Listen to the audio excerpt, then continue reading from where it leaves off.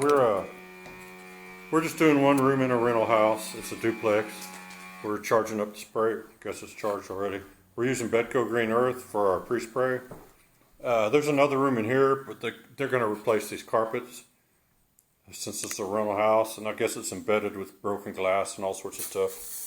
So they're not concerned about that carpet. So we're just going to clean up here to the threshold. And he's pre-spraying right now.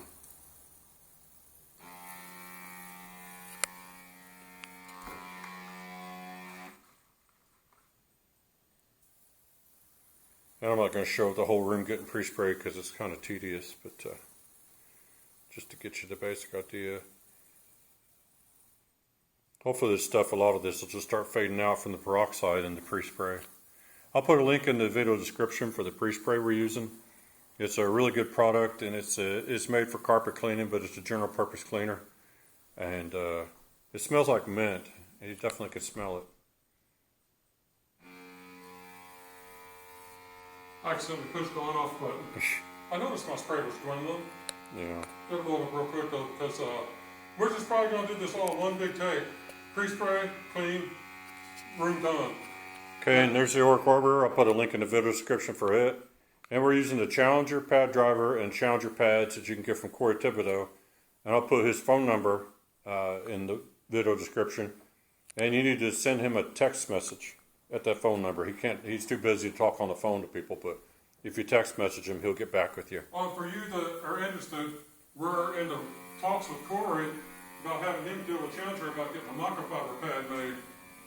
Some kind of like a striped microfiber or something like that. It's too soon to say for sure, and we don't want to jinx the deal by talking about it too much. But probably not screwed. Yeah. This is one of those jobs you got some carpet that's trashed and they didn't vacuum. They were supposed to, but they were supposed to, and he said, "I thought you did that." I was like, "I'm not a housekeeper." We told him up front we don't do that, but this is he's got a worker over here who was supposed to vacuum. He didn't bother. So this is one of those things you want to be careful because you don't want to throw a bonnet away at the end of a job because some of this stuff like broken glass and stuff you can never get it out. So you want to price your jobs where you can afford to pay for replacing a bonnet if you have to. In fact, if you price every job to pay for replacing bonnets, that's not a bad way to go. Anyway, I'm going to pause it here so you can, so we don't take too long. I'll come back when we start cleaning. Yep, stay tuned. All right, here we go.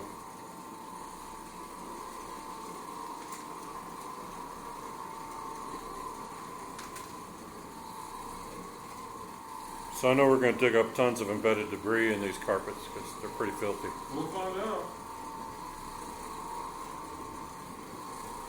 This is almost a restoration job. We're charging for cleaning, but this is one of those things over the phone. You can't see the carpet, so you kind of just have to deal with it. Real good. Yeah, but I mean, have this done.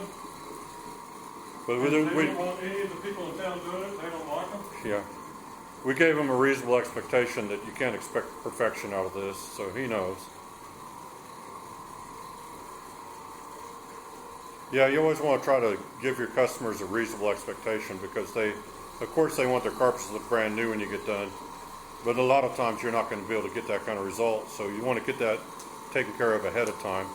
You don't want any misunderstanding when it's time to get paid. Well, there's junk everywhere in here. Yeah, he's going to have to re-vacuum for sure. They were supposed to have done this yesterday before we came today. We gave them a day, they did it done. Yeah. That's funny. They wanted it done yesterday, and we told them they needed vacuum, so they said, well, they'll do that last night, and they have us come back today. And then we come over here, and they don't have a vacuum. We run into these all the time. We don't even care. Well, they got a bunch of vinyl floor, and they're wanting to put down. I think they're going to vinyl floor that room in there, maybe.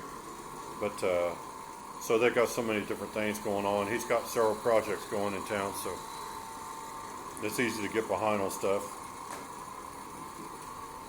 They're trying to get this ready. He said he's trying to move someone in on Monday, and this is Friday. So they've got a lot of work left to do. Yeah, we got some funny lighting. It's an overcast day.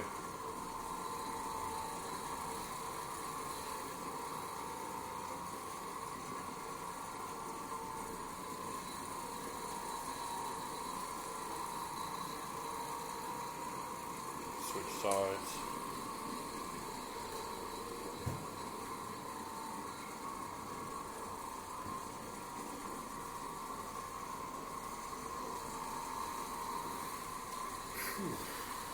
It's pretty hot and muggy today. I think it's going to be a thunderstorm.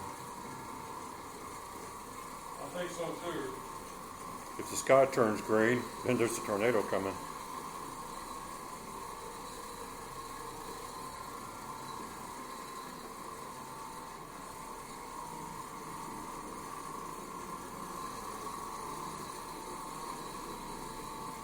We haven't been making a lot of videos lately because it's just this time of year. It's been really cloudy and overcast. It's May, but it should be bright and sunny by now. But this year it's not.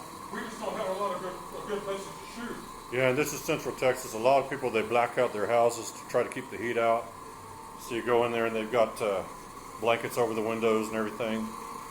And usually like a 40-watt bulb thing from the ceiling is about what you expect around here. So there's just no light to video with, so we don't bother. And a lot of times you go places that got kids running around and everything. We used to video almost everywhere. Now we're real picky about where we video at. And this place is basically empty for us to video in, so that's what we're doing. Unfortunately, it's a trash carpet, so.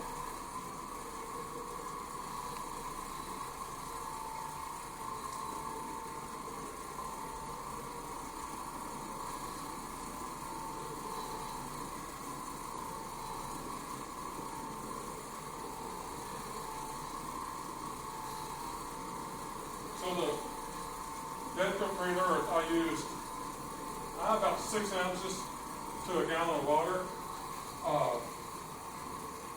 and it's doing a pretty good job. It's taking out all the stuff, all the dark stains, all the dirt stains and stuff, traffic lanes, type stuff. Now you can use it full strength as a spotter if you want to, and you can dilute it for a pre-spray. There's instructions on the bottle that tell you how to use it. Yeah, you can use it straight as a spotter. We don't, but it don't seem to need. We haven't run into anything that needs spotting. We just put stuff down and it cleans everything, no matter how dirty it is. We haven't run into one carpet that don't do a good job on. Yeah. It seems to clean everything, so we're satisfied.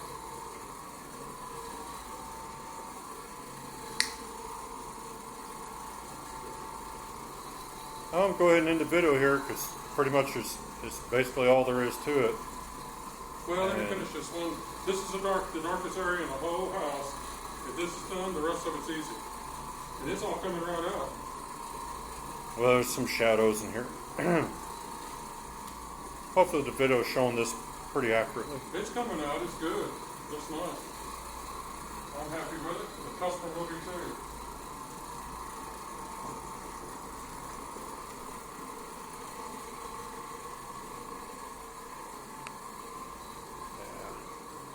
If you find anything else over there, we'll just respray it. Now this is you can use this stuff and you can just leave it in the carpets. You don't have to worry about it. If you have an area that's got like some traffic area, it's kind of dingy, you can always spray this stuff in and it's fine to just leave it. It's neutral. So. Well, plus as the carpet's dry, they'll line up that the peroxide does that over a period of hours. Yeah. Your results will always be better than they look when you leave. Oh, well, keep in mind this is a neutral pre-spray, so that's kind of nice. You're not going to have any residue. Let me see if I can dump some of that garbage off the top of my machine. Some stuff bounced in. Well, I'll let people imagine how fun that's going to be. Anyway, that's all for this video. I hope you guys enjoyed that. Thanks for watching.